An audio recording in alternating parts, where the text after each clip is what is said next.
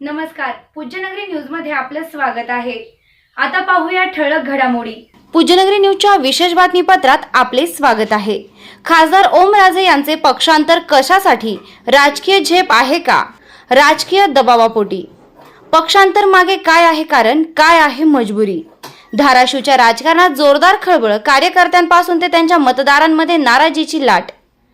दादा गद्दारीचा कलंक लावून घेऊ नका, सोशल मीडियावरून मतदारांच्या भावना।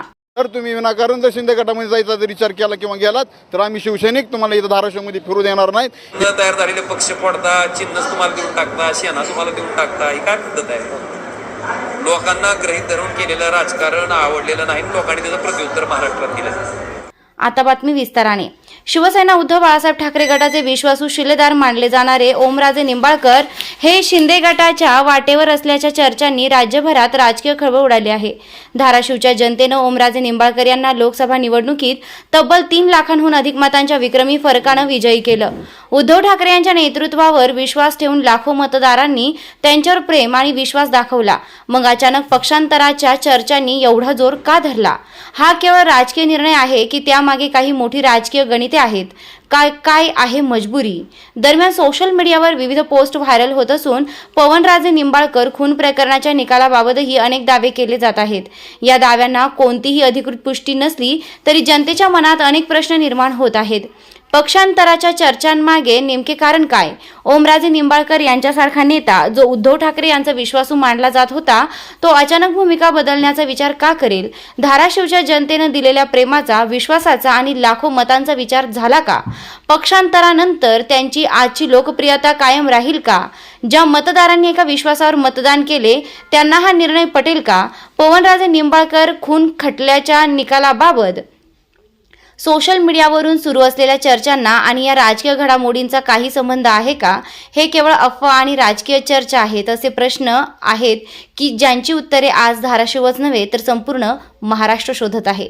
राजकारणात पक्षांतर नवीन नाही, पण जनतेच्या भावनांचा विचार न करता घेतलेले निर्णय अनेकदा नेत्यांच्या प्रतिमेला धक्का देतात। त्यांच्या चाहत्या वर्गात प्रचंड नाराजीची लाट दिसत आहे।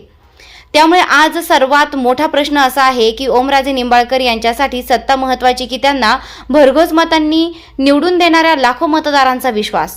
ओमराजे निंबाळकर खरोखर शिंदे गटात जाणार का?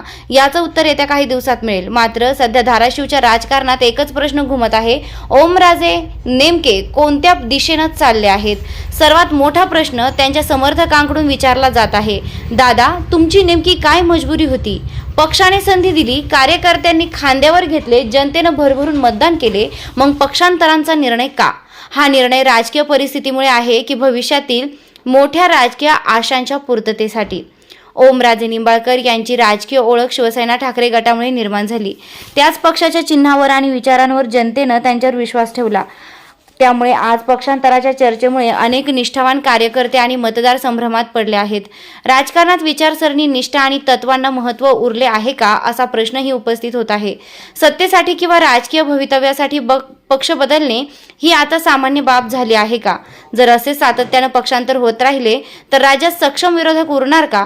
लोकशाहीमध्ये सत्ताधारी आणि विरोधक हे दोन्ही मजबूत असणे आवश्यक असते। विरोधकच नसतील तर जनतेच्या प्रश्नांसाठी आवाज कोण उठवणार? ओमराजे यांच्या चाहत्यांमध्ये आणि मतदारांमध्ये ही चर्चा रंगली आहे। जनतेचा एकच सवाल, पक्ष बदलला पण मतदारांचा विश्वास आणि विचारसरणीचे काय? असे अनेक प्रश्न निर्माण झाले आहेत। चालू घडामोडींच्या अपडेट्स जाणून घेण्यासाठी आपल्या पूज्यनगरी न्यूजला सबस्क्राईब जरूर करा, लाईक करा, शेअर करा व कमेंट देखील करा। बेल आयकॉनवर प्रेस करा व नोटिफिकेशन्स मिळवा।